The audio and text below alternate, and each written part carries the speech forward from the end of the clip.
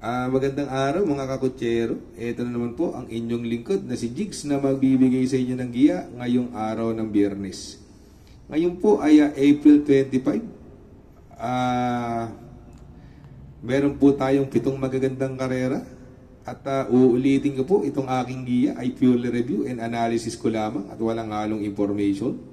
Simulan na po natin. Race number 1 kung saan po magsisimula po ang winner take all. 3-year-old maiden race, Blazer. Distance is 1,400 meters at dito po may 10 kalaho. May dalawang bagong kabayo rito. Yung numero 7 Tricky Road na nagpreba lang po ng 1.18 at yung numero 8 Confidence Game na nagpreba lang po ng 1.20.4 sa kanilang takbo sa 1,200 meters. Sa tingin ko wala pa yung mga kabayong yan.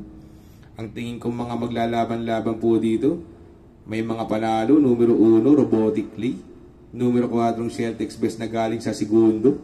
At yung numero 6 na si Royal Salute, galing sa segundo rin po yan.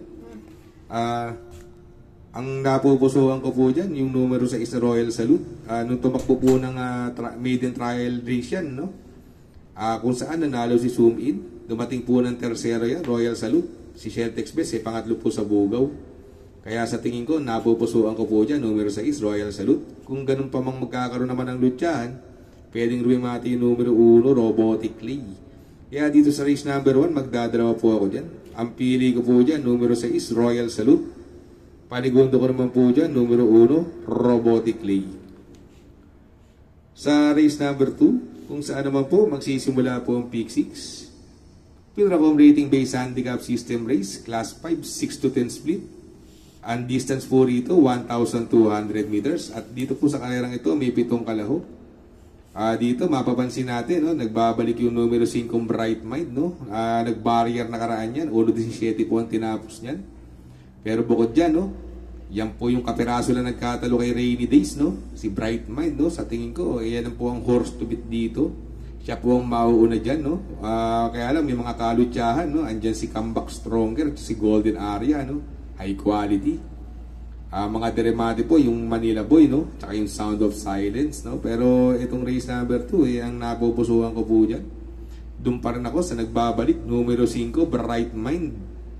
Panigundo ko naman po, numero 3, Comeback Stronger. At isasama ko pong Pandeado, numero 1, Munich, coupled with high quality.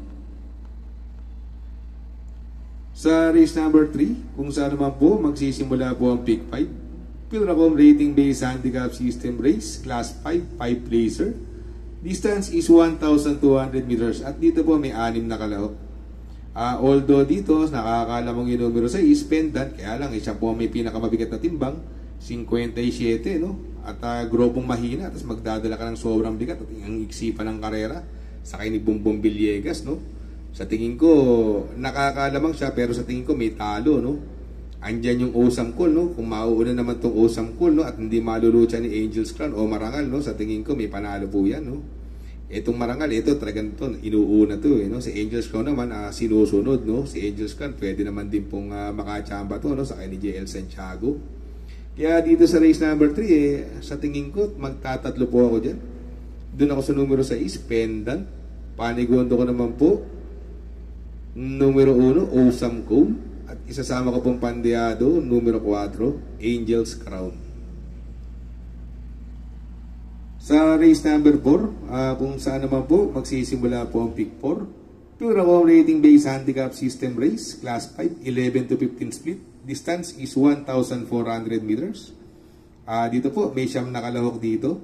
Kung mapapansin natin, bagong baba po, no, ng grupo numero 1, Artseb, no? At binigay na po kay GT Pabilik, no?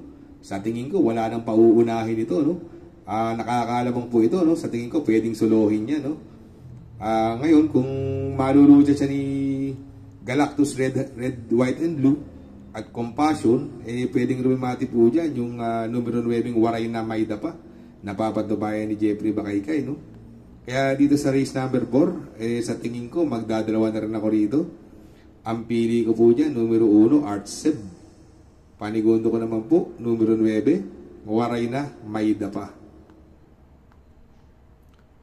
Sa race number 5, Pilracom rating based handicap system race, class 4, 22 to 27. Distance is 1,600 meters or milya po ang karera dito, at dito may 6 na kalahok. Ay itong karera to, mapapansin natin yung nagbabalik, no? Yung nagpanalo sa Hopeful Stakes Race, no? Numero 3, Wolf 359, napapatubayan ni Patty Dilema, no? Nagka-problema lang to nung second leg, eh, no? Si Wolf 359, no? Medyo nabangga yung paa niya, no? Na-scratch po ito, eh. Pero nagbabalik, no? Sa tingin ko, malaki panalo niya rito sa karerang ito. Ang tingin kong pwedeng mauna rito, yung numero 6 na si Money for Bifani, at pwedeng umantabay si Cats in the Cradle. Si Money for Bifani, talking horse po kaya JRD Ocampo yan, no? Eh kung makaka-solo area, sa tingin ko malaki po chance niyan. Pwede maka-upset yan sa Yamado. Kaya dito sa race number 5, eh, dalawa po ang pipiliin ko dyan. Doon ako sa numero 3 na nagbabalik, Wolf 359. Panigundo ko naman po, numero 6, Money for Bifani. Sa race number 6, sa penultimate race, Pilracom rating based handicap system race, class 4, 16 to 21 split. Distance is 1,400 meters at dito po may 12 kalahok. Anybody's race po itong karerang ito. Napakahirap na karera, no?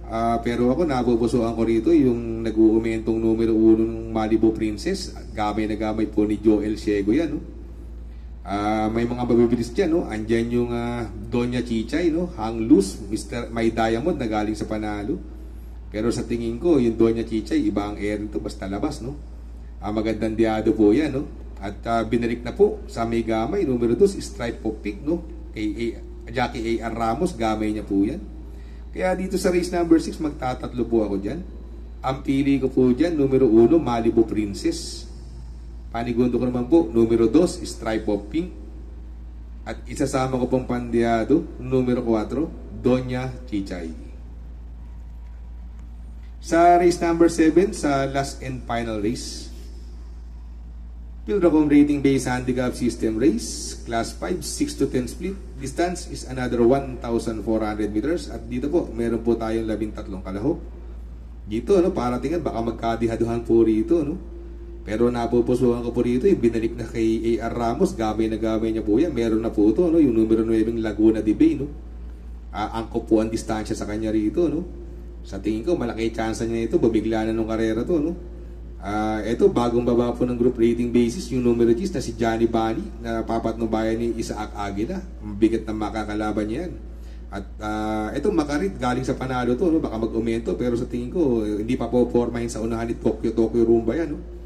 Maganda itong Tokyo Rimbandihado, no? Nung karera, halos inabot lang ito, no? Sa kay ni Joel Ciego. Yan po napupusuhan kong pandihado dyan, no? Ito, bagong babade, October 14, no? Sa kay ni Dan El Camanyero, may panalo din po yan, no? Pero para sa akin, itong karerang ito, baka magkadiduhan, puro dihado po pipiliin ko dito. Ang napupusuhan ko po dyan, numero 9, Laguna de Bay. Panigundo ko naman po, numero 10, Johnny Bani. At isasama kong pandihado, numero 5, Tokyo Rumba. Shoutout nga pala kay Sir Pax ng Barkadahan OTV. Located po siya sa 1139 New Antipolo Street, Corner Vargas. Malapit lang po sa Abad Santos, yung bagong ginawang tulay. Very convenient and attentive po ang mga tao. Pwede po kayong mag-EB at party while betting on racing. Baka magawi kayo dyan sa Herrera, Corner Oroqueta. Andyan po ang Pipay's Halo-Halo. Ang isa sa pinakamasarap na halo-halo at homemade lahat ng ingredients po dyan, Ultimo Ice Cream. Tabi lang po yan ng Pares at tatapat po ng Kapihan. Shout out kay Sir Arnel Mendoza. Please support his channel. Shout out po Sir Arnel Mendoza. Good luck mga kakutsero. Sana po matapat ang ating giya at yung mga nakasunod, sana po ay magsitama po kayo. Ako yung makikiusap lamang at makikisuyo sa inyo na please like, share, subscribe, and hit the notification bell para update kayo sa aking mga giya. Good luck po and happy racing.